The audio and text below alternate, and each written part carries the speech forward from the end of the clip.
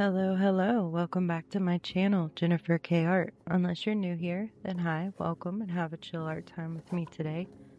On this channel, I share my art processes, tips, tricks, and creative inspiration. My mom had found this pack of random, unfinished canvases at the thrift store and picked them up to gift to me, so that was nice of her, and I'm very grateful.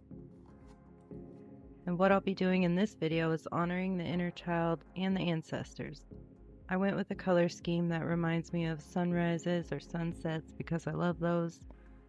I know it's cliche, but they really are like seeing a new painting every day in the sky.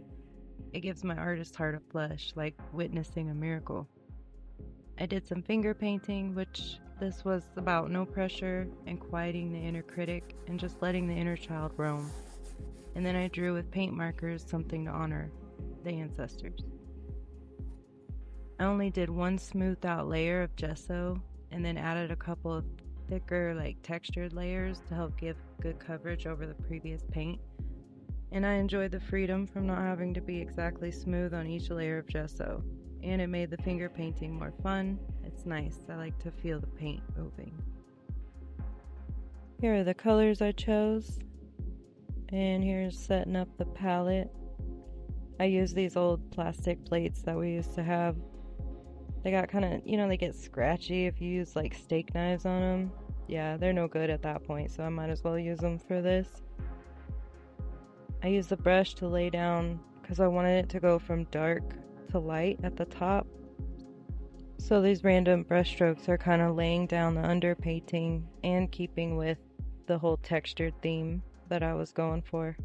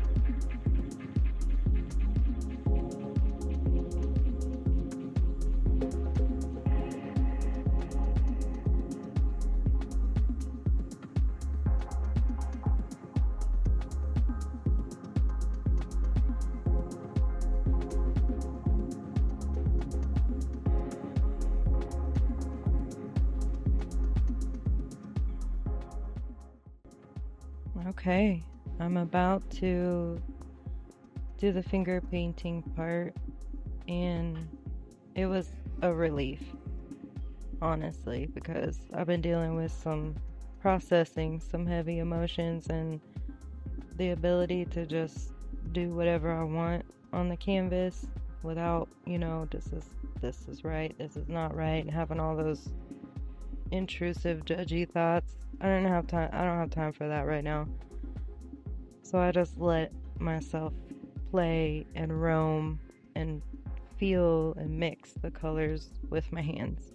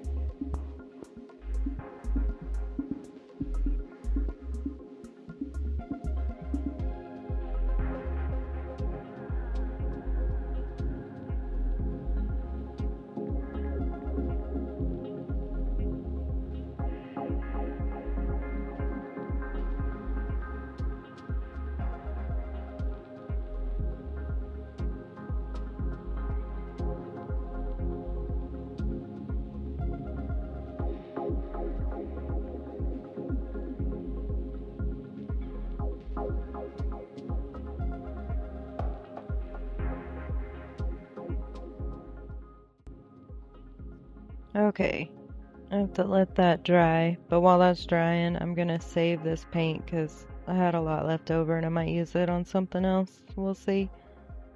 So I'll save that for now. And here it is, nice and dry, and I'm gonna put my drawing on there. I titled this painting The Weaver. The spider represents good luck and abundance, but also the great-grandmother weaver of life and the fabric of the universe. This is what I pick up from my native ancestors, and it is a theme from older paintings I've done. Have you wondered why most dream catchers are similar to spider webs? That's because indigenous tribes told their many versions of the Great Weaver, and it is a story about creation, chaos, destruction, and the cycles of fate and life. Way more to them than just being associated with dreams. With the gold marker is the rune Othala.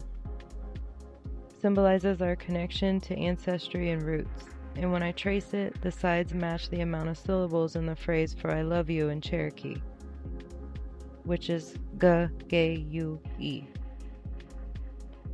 It is the only phrase I know so far. I learned it after my grandma died, and that is a whole other story as to why the language wasn't taught to me naturally. However, there are classes and tools online to help me learn more.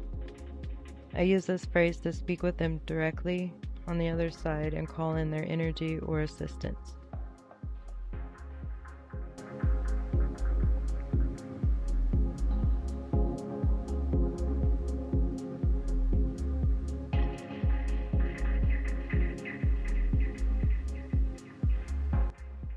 I want to thank you for watching, and please hit that like button and subscribe if you want to see more. And remember to be kind to yourself out there, and I will see you next time.